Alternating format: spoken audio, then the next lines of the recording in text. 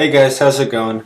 I was watching my videos on YouTube for really the first time. I don't really watch them once I post them, but I realized that the oldest movie I reviewed is Psycho, which was released in 1960, and so I'm assuming that you guys probably think that I think anything past the 70s sucks, which I don't, okay? Yeah, I agree that films of today are much more subpar, but there are still good ones coming out. And I figured, okay, so maybe I'd review something from like the 80s. But last Saturday, my friend and I, we went and saw Hugo.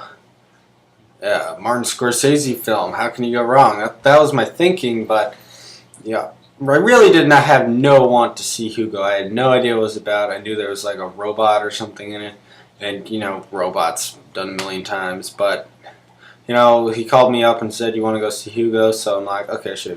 But so I really was not expecting a good movie, and even though I read the review saying it was fantastic, I didn't think it looked good. I just didn't get it.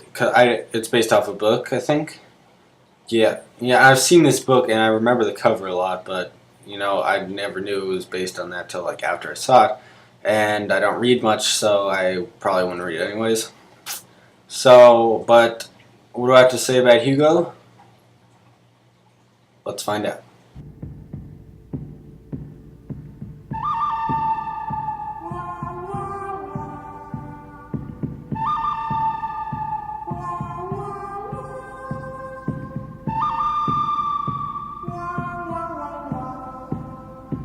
As said before, Hugo, I wasn't too interested in.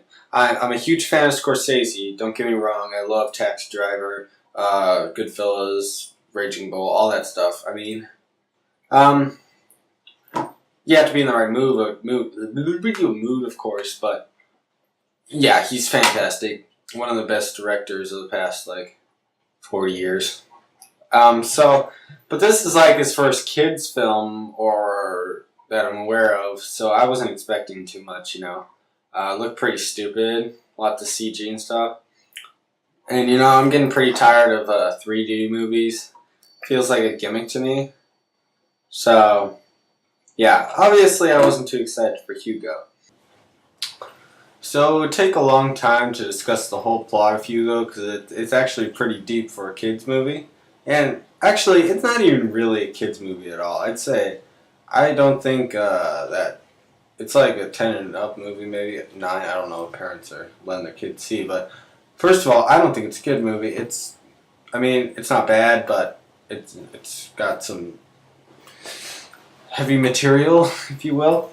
So the basic story is that there's an orphan, Hugo Cabret, that lives in a train station who runs the clocks and stuff.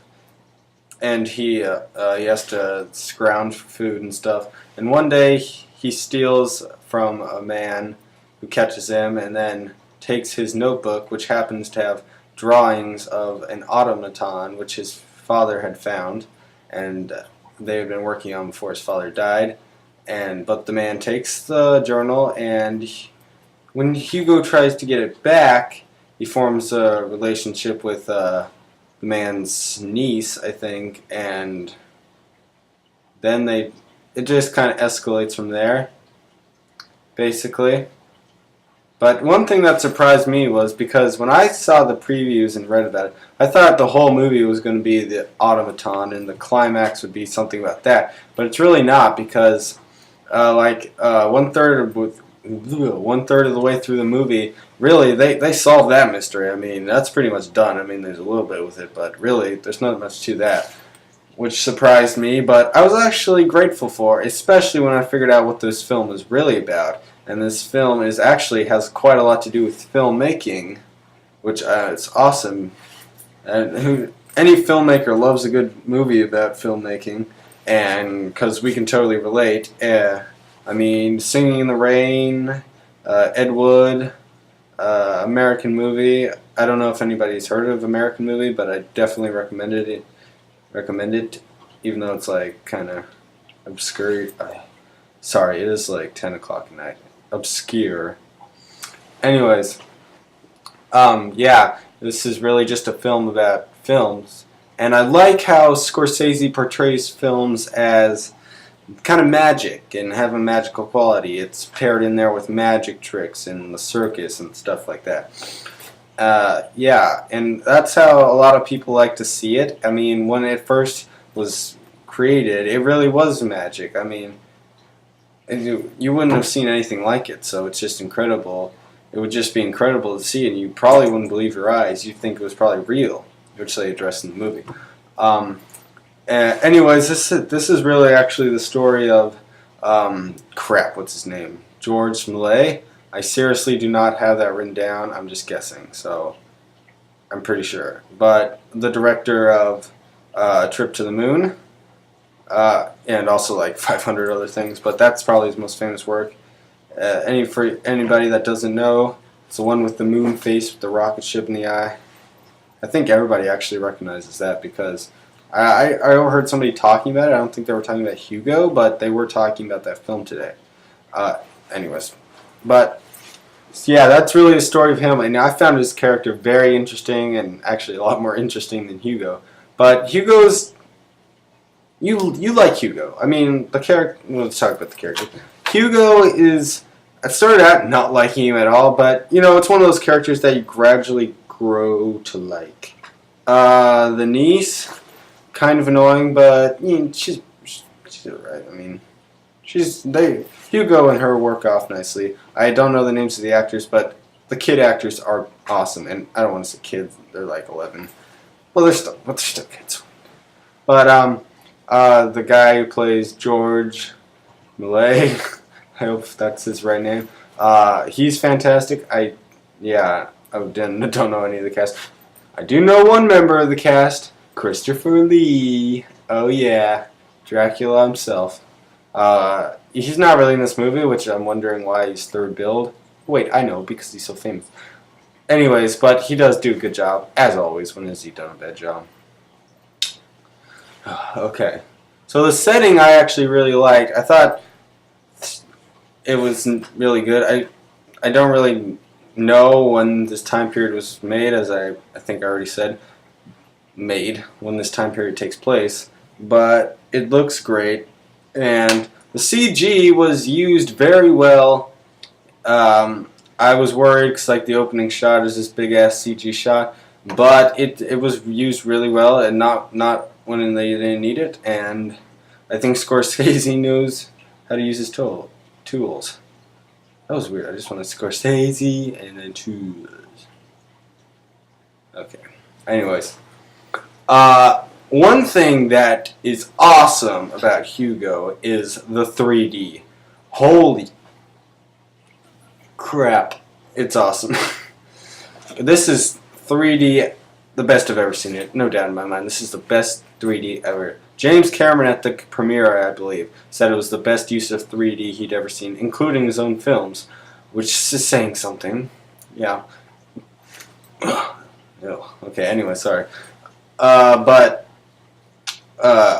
was I going to say? Yeah, but there's no like, shots in there, but it all kind of flows. Like, yeah, I can't really explain it, but it really flows nicely. And this whole movie flows incredibly well.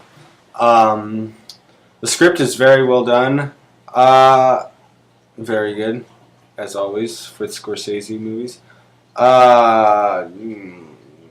The film doesn't really have a villain. There's kind of an antagonist, but you don't hate him. He's just doing his job. Really, the problem is Hugo trying to find his place in the world, which is relatable and such. Yeah, I thought Hugo was gonna suck, but I didn't think it was gonna suck. I just, for some reason, I couldn't really picture what it'd be. Yeah. Okay, sorry. But I really recommend Hugo. It is the best film of 2011, tied, I think, with Planet of the Apes, which I would have done a review for if I'd been reviewing when it came out, but, you know, it's a waste of time now. But that film was awesome, too, just so you know. And Hugo, I did not see a lot of movies this year. I saw, I saw, like, Captain America and Transformers 3. Captain America was okay. Transformers 3. Nice action, I guess. Hot chick, but yeah. If they make another freaking Transformers movie, screw it. I'm not going to that shit. Yeah. But anyways, Hugo puts brains back into films, which I like.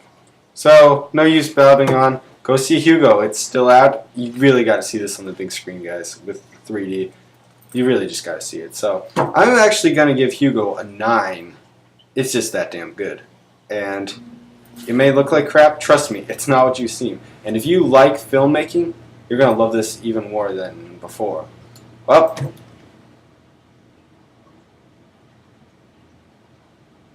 so, see you guys next time. Peace. Who's that? Peace.